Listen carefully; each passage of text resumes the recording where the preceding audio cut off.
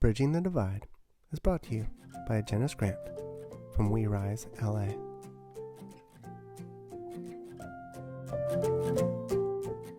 And hosted by the Arts Council for Long Beach. Thanks, Arts Council. Love what you do. My name is Cody Michael Lusby. I've lived and worked for the past 12 years in the historic neighborhood of Rose Park in beautiful Long Beach, California, the LBC, to talk to you about my dream project, Bridging the Divide. You need to know who I am as an artist, what makes me whole as an individual, a father, and a dreamer. I'm a contemporary visual artist devoted to creating artwork that is true to myself. I also aspire to change the world through local community action and through developing large-scale projects that enable the viewers to feel more empowered themselves. As a fine artist, I have been in 12 solo shows and have been in countless group shows.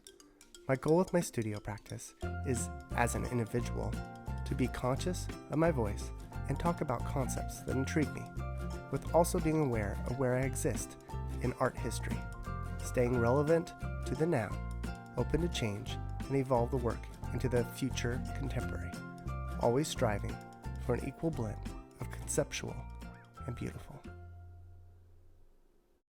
My most recent series, Aired West, takes a surrealistic approach on the importance of water and how here in Los Angeles, water conservation is a way of life.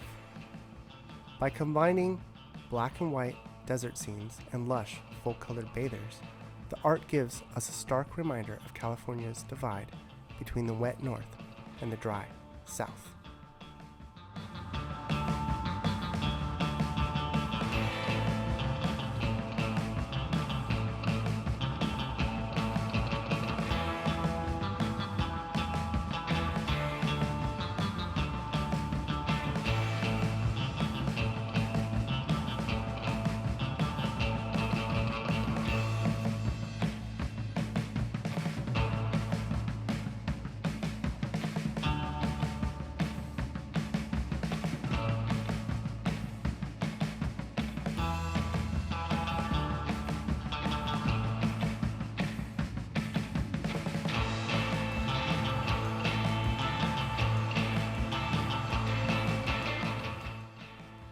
I am conscious not only of the concept, but all the elements I put in my work. Though the theme of the art is serious, the figures are painted with a playful exuberance. The blur adds emotion, the lines represent time, the collage background gives them a place to play, and the geometric panels talk about the not-so-simple problem at hand. This is Aired West. 3 further notable achievements I have had in my studio practice is becoming a winner of the Harvey's Intro to Art and Fashion, being chosen to be part of Metro Art's portrait series, More People Than You Know, and winning the Artist Fellowship for the great city of Long Beach.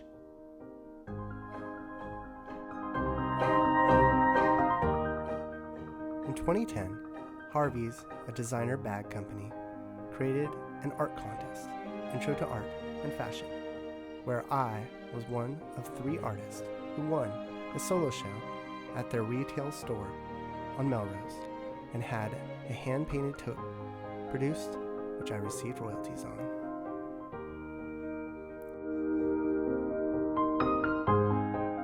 In 2019, I was one of the artists for LA Metro's Art Portrait Series, More People Than You Know, where the Metro commissioned me to paint a portrait.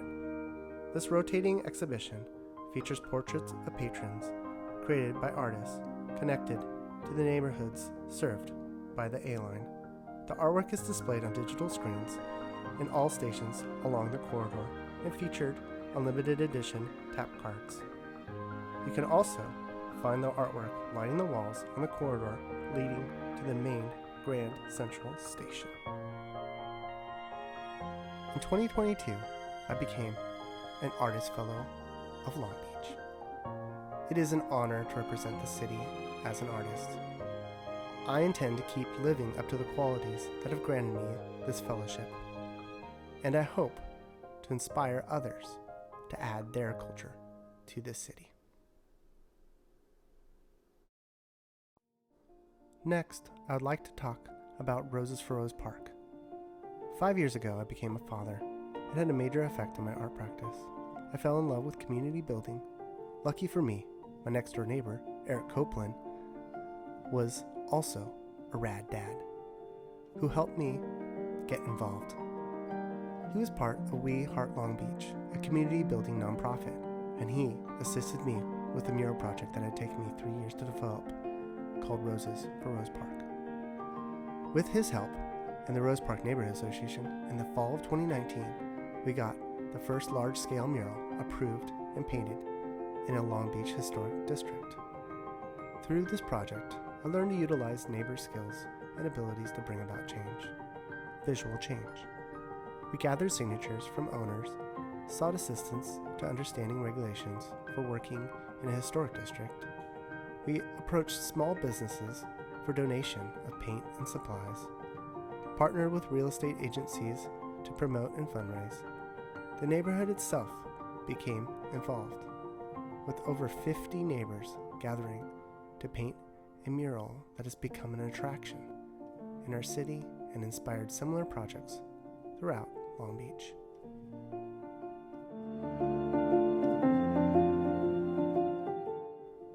After our successful venture, the Rose Park Neighborhood Association asked me to be part of a second mural with my rose design to help improve and beautify a vacant parking lot. This time, the project was a collaboration with a local mosaic artist, Dawn Medelson. Our biggest concern with this project was keeping the volunteers safe during the fall of 2020 in the middle of COVID-19 pandemic. By creating a more structured format using the guidelines provided by the city, we were safe and produced another landmark in our neighborhood. Since then, Roses for Rose Park has bloomed in a few new directions.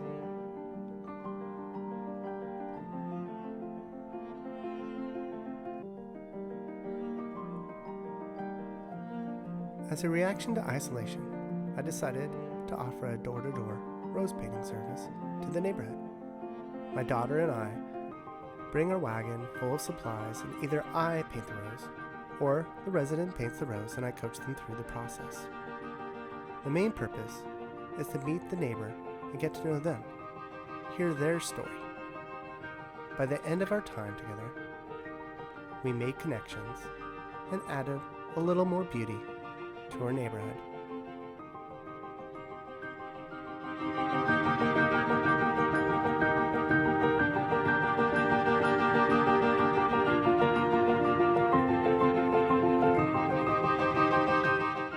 In 2021, Roses for Rose Park won a Community No Strings Attached grant from Pabst Blue Ribbon. What an honor. The Rose Medallions was a design I created for the Rose Park neighborhoods on the Boulevard Day, an activity designed to foster relationships and connections on East 7th Street. This interactive action allows increased and improved relationships among individual shop and business owners and the residents within walking distance. Now, workshops where residents come out and paint a rose medallion for themselves, one for them and one for their favorite business. This is a visual display that they are part of our neighborhood.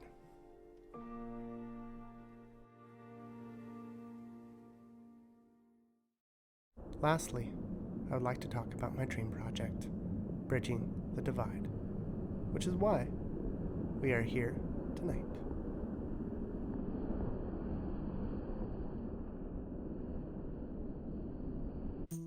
As a response to the divisive world we are living in, this is an idea to visually display togetherness. The concept is to build large-scale wire hands interlocking over the top of pedestrian freeway overpasses, connecting cities and communities. The hand grasp would match the wire of the fencing to create an illusion of the chain link coming to life to form a visual link. Ideally, I would like to put this artwork all over the Los Angeles area, where the freeway system is the main arteries in our way of life. First, I needed to find a pedestrian bridge in the style I had in mind. So I asked my wife to drive me around Long Beach so I could photograph starting on the 710 to the 91 and finally to the 605. We found the bridge I was looking for a little south of Del Amo Boulevard on the 605 in Lakewood. Later, I used Google Maps to identify 39 more potential pedestrian bridges for this art. The design of the bridge, to me, seems engineered well as a simple utilitarian design that might be in need of an aesthetic upgrade. I printed out multiple black and white images of the Lakewood Bridge, then laid tracing paper over the top and in pencil drew different designs of interlocking hands. This illustrated the concept and identified the design I liked the most. It also gave me a visual talking point to open conversation. In my art practice, I lean heavily on the two-dimensional side, so I knew I needed a partner up with someone who works in the third dimension. When thinking of a sculptor to partner with on this project, the first person to come to mind was my friend, character designer, commercial and monumental sculptor, Alfred Paredes. Alfred's work ethic and logistics is impeccable. He is fluent in both classical and contemporary digital sculpting techniques/platforms. I am so glad he agreed to partner with me. To take the drawing and make it into a small-scale model, Alfred came to my studio to see my concept sketches and discuss how we would build the study. We decided it would be best to try two different techniques to create the wire structure. One method of burnishing and pushing the wire to mold to the form, and the other by individually laying each wire down to create a cross contour of the hands. Both ideas seemed plausible, but first we had to create a solid form of the interlocking hands. After ordering supplies generously afforded by a grant from We Rise LA, I traveled to Alfred's sculpting studio to create a life cast of her hands. This is the form for the wire to go over. Life cast basically means to taking a mold from a human body. First, we build a container out of foam core and hot glue to hold both of our hands. We separate out part A, the rubber colored blue, and part B, the catalyst colored yellow, of the silicone into equal amounts using cups. Then, making sure we have all our tools and supplies at left arm's length, we lock our right hands into position. That's right, we are not just locking our hands in unity, but we are also having to work as a team to create this cast. You want to make sure you're in a comfortable position because once you start, you're stuck in that position for 20 minutes. We begin by mixing a few equal cups of the yellow and blue parts until it's evenly green in a bucket and pour over, push in, and around our hands a thin layer of silicone called the print coat. It feels like the blob has now engulfed and locked our hands together. We follow the same format for the next two layers. After the silicone cures, we brush a thin layer of petroleum jelly onto the rubber and add plaster bandages to make a support shell for the mold. The bandages add another 15 minutes to the cure time, giving us a grand total of 35 minutes of artist-to-artist intimacy to contemplate over tools, techniques, and further steps to be made beyond the lecture.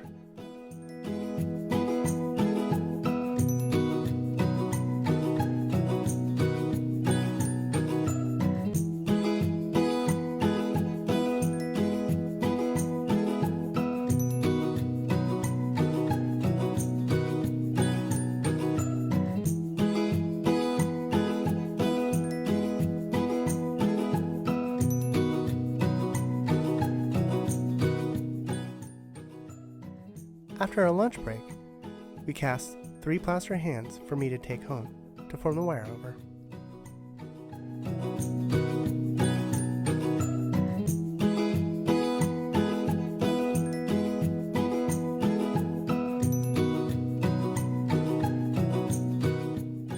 I purchased 2 kinds of wire mesh for this embossing technique. One was designed for sculpting, and the other was an aluminum screen door material. The sculpting mesh worked well, but it had a ghostly look.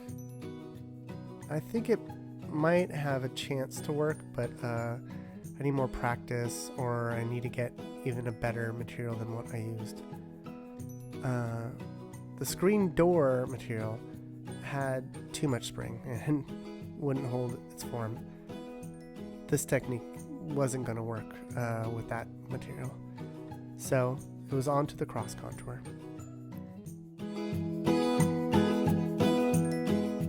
Instead of bending individual wire of the form and soldering at each cross connection to create the mesh, Alfred had the genius idea of getting a 3D pen to draw the cross contour with plastic filament over the hands. Utilizing more of the generosity of the We Rise grant funds, I purchased a 3D pen and a spool of gray PLA filament.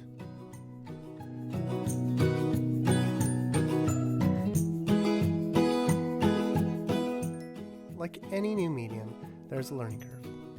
The 3D pen has a motor that advances the filament at a constant rate. You are always leading the plastic like a hot glue gun rather than drawing with a pen. Also, the tip is hot, 162 degrees Fahrenheit, and in tight curves and crevices, the plastic will stick to that tip. The filament's tensile strength is stronger than hot glue and dries faster. So, if you pull away, you might pull off all the plastic you laid down. I found a pair of flush cutters works perfectly to cut me free. Also, PLA filament does not stick to plaster, but it does the primer. A little too well, and pulled the primer right off the plaster cast that I had. Then, I was frustrated and was scared that this was going to go nowhere. But I remembered a YouTube video where a person placed clear packaging tape down and then 3D penned over it. So I covered the mostly primed hands in packaging tape, and it worked. The filament stuck and held and released from the tape buffer. After 3 hands, I was satisfied with the outcome. Though the filament is thicker than a true miniature replica would be, I think the artistic study gets the idea across and fleshes out the concept. Bridging the Divide has now gone from a 2-dimensional study to a 3-dimensional study. Though a small step, much has been accomplished. I have acquired a partner, decided the cross contour is the right direction to go, developed ideas, found steps to move forward, and have opened up more questions that need to be answered, which I anticipate to find out in the near future. Alfred and I are looking for people to connect and partner with us. This is slightly beyond our skill set, and we need help. Together, I know we can accomplish this monumental dream project.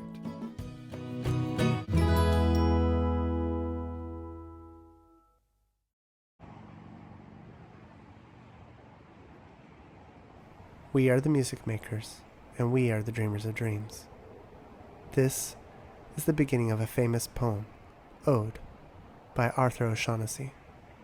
This line, and how I know it, was also quoted in the fantastic film from 1971, Willy Wonka and the Chocolate Factory. There is a profound wisdom in that short line. We are the music makers, and we are the dreamers of dreams. I especially like the we part, the unison of that. We, together, are making the music, and we are together, dreaming the dreams. So keep on dreaming, and keep on music making. Thanks for coming.